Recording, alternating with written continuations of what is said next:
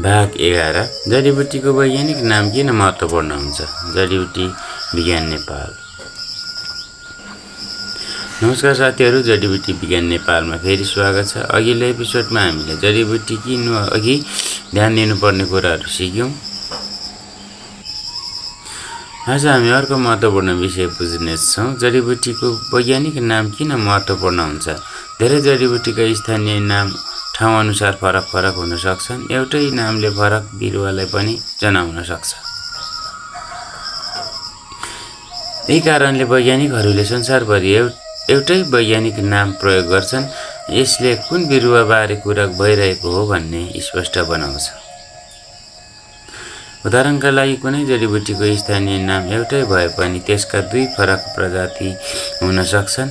यदि गलत बिरुवा प्रयोग भयो भने अपेक्षित फाइदा नआउन सक्छ र केही अवस्थामा जोखिम पनि हुन सक्छ। त्यसैले अनुसन्धान, गुणस्तर परीक्षण र सुरक्षित प्रयोगका लागि वैज्ञानिक नाम धेरै महत्त्वपूर्ण हुन्छ। अबदेखि हाम्रो च्यानलमा हरेक जडीबुटीको चर्चा गर्दा हामी स्थानीय नामसँगै यसको वैज्ञानिक नाम पनि उल्लेख गर्नेछौँ।